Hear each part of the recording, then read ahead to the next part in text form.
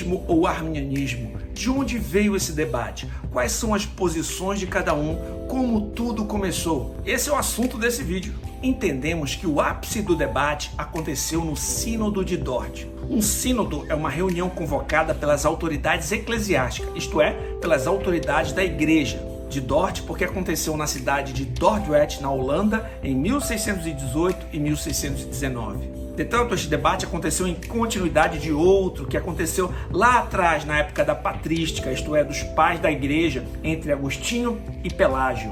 Por isso, precisamos saber um pouco mais a respeito desse primeiro debate. Pelágio afirmava que todo ser humano é livre e possui livre-arbítrio, que mesmo após a queda, o pecado não afetou a vontade humana. Logo, para Pelágio, a eleição se dava de acordo com a presciência das obras. Ele acreditava que a graça consistia no ser humano aplicar-se à lei moral, mas se esse cristão deixasse de cumprir a lei moral, poderia cair da graça, ou seja, perder a salvação.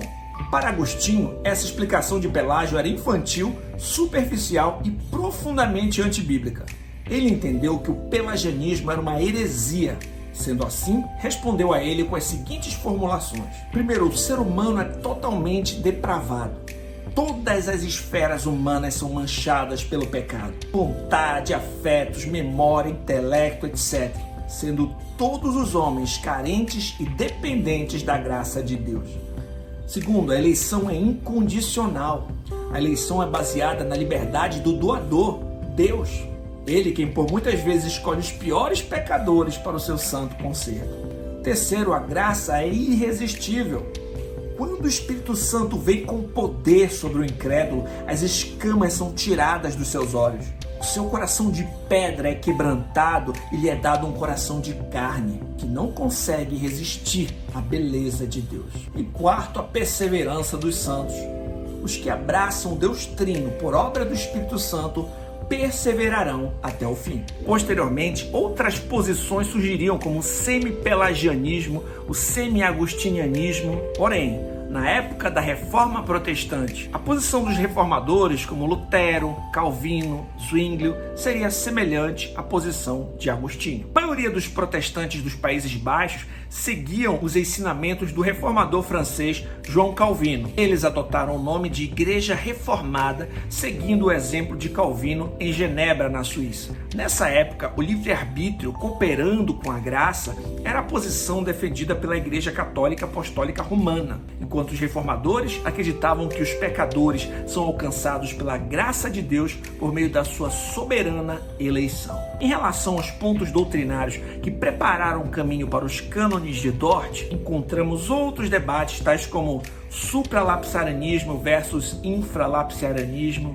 isto é, Deus decretou quem seriam seus eleitos, levando a queda em conta, ou decretou a queda, levando em conta a eleição. Outros temas também começaram a ser debatidos, como Cristo morreu na cruz de uma vez por todas, servindo de expiação no lugar de pecadores, ou ele estava abrindo a possibilidade de salvação. Essas questões resultariam futuramente no debate a respeito da expiação definida ou expiação limitada.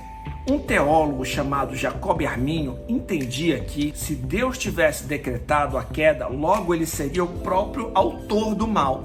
Arminio tentou solucionar esse problema dentro do paradigma aristotélico, o qual tenta resolver todos os problemas da fé cristã. A resposta dele foi radicalmente diferente da resposta calvinista tradicional. Para tentar salvar Deus de ser o autor do mal, Arminio ancorou os decretos divinos na presciência divina e não na vontade e onipotência ativa de Deus. O debate sobre o arminianismo surgiu nesse contexto. Na época, um colega de Arminio chamado Franciscus Gomaros, ou Gomaro, não concordou com as suas ideias e começou a responder aos ensinos de Arminio. E depois da morte de Arminio, alguns dos seus seguidores, que ficaram conhecidos como remonstrantes, pediram para a Igreja Reformada da Holanda uma consideração a respeito da soteriologia, a doutrina da salvação. Com base nos ensinos de Arminio, os remonstrantes chegaram à conclusão de que 5 pontos precisavam ser revistos. Eles entendiam que Deus elegeu os que criam, o sacrifício de Cristo é para todos, mas somente o crente o recebe, A fé é um dom da graça de Deus, essa graça, porém, pode ser rejeitada e também crentes podem causar a própria perdição. Em outras palavras, os remonstrantes defenderam a vontade livre, defendiam que apesar da queda, há possibilidade do homem decidir ter uma atitude positiva para com Cristo. Segundo, presciência. Na visão deles, a eleição é condicional. Entendem que por meio da sua presciência, Deus viu de antemão quem escolheria Cristo por sua livre vontade e por isso os elegeu. Terceiro, uma expiação universal. Eles defenderam que a morte de Cristo serviu para possibilitar a salvação de todos os homens. Contudo, cada um deve exercitar a sua livre vontade e aceitar a Cristo. Quarto, defenderam que a graça pode ser resistida. Creem que o ser humano pode resistir ao chamado interno de Deus. Quinto, defenderam que o cristão pode cair da graça. Creem que um verdadeiro crente pode perder a salvação. Em resposta aos remonstrantes, no Sínodo de Dort, os teólogos herdeiros da Reforma refutaram os posicionamentos dos remonstrantes em 5 artigos de fé que posteriormente ficariam conhecidos como os 5 pontos do calvinismo. Estes são: depravação total. O pecado afetou o ser humano de tal forma que o pecador não pode buscar a Deus por ele mesmo, pois está morto espiritualmente. Desse modo, o homem precisa ser regenerado pelo Espírito de Deus para poder crer em Cristo. Segundo, a eleição é incondicional. A eleição não é baseada na presciência de Deus sobre quem viria a crer, mas na vontade soberana do Senhor. Terceiro, expiação definida. Isto é, Cristo não morreu apenas para possibilitar a salvação, mas para eficazmente salvar os pecadores que nele creem, ou seja, os eleitos. Quarto, a graça é irresistível. Não há como resistir ao chamado interno e eficaz de Deus. Quinto, a perseverança dos santos. O Deus que começou a boa obra há de terminar. Em outras palavras, aqueles a quem Deus conheceu de antemão, Ele predestinou, Ele chamou, Ele justificou, Ele também glorificará. O Senhor terminará a sua obra salvadora em favor da sua igreja, de forma que não é possível que um verdadeiro cristão caia da graça ou perca a sua salvação.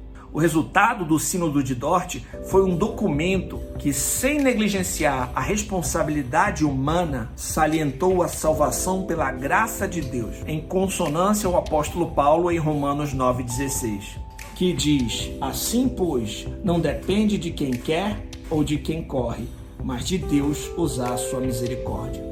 Sendo assim, entendemos que o debate entre calvinistas e arminianos não se deu entre Calvino e Armínio, pois os dois já estavam mortos, e sim entre os remonstrantes, discípulos de Armínio, que propuseram as 5 reformulações na soteriologia da Igreja Reformada da Holanda, e entre os discípulos de Calvino, que em resposta apresentaram os 5 pontos do calvinismo, que na realidade são as doutrinas da graça. Consideramos que esse debate entre calvinismo e arminianismo tem a ver com a soberania de Deus e a responsabilidade humana. Os calvinistas enfatizam a soberania de Deus em uma ação monergista, ou seja, uma ação somente de Deus na salvação do homem. E os arminianos creem de uma forma sinergista, ou seja, Deus cooperando com o homem para a sua salvação. Pessoalmente, entendo que as Escrituras afirmam que Deus realmente salvará aqueles que são seus, e não apenas tornará eles salváveis. Sobre o assunto, eu concluo com as palavras de J.I. Packer. Concluímos então que o arminianismo deve ser diagnosticado não como uma alternativa criativa ao ensino da Reforma, mas como uma reação empobrecedora a ele, envolvendo uma negação parcial da fé bíblica no Deus de toda a graça. O lapso é menos sério em alguns casos, mais em outros, mas em todos os casos ele exige uma notificação responsável e correção compassiva. A conclusão lógica dos princípios arminianos seria o pelagianismo puro, mas nenhum arminiano leva seus princípios tão longe. Caso contrário, alguém o chamaria de pelagiano e pronto. Os calvinistas devem, portanto, abordar os arminianos professos como irmãos evangélicos, presos em erros teológicos que enfraquecem e procurar ajudá-los a ter uma mente melhor. Eu vou colocar na descrição deste vídeo uma lista de livros que podem te ajudar no aprofundamento deste assunto. Espero que esse vídeo tenha sido proveitoso. Não esqueça de inscrever-se no canal, deixar o seu like, isso ajuda a propagar para outras pessoas essa mensagem. Deus abençoe grandemente a todos, até a próxima e não esqueçam de conferir os vídeos anteriores. Até mais!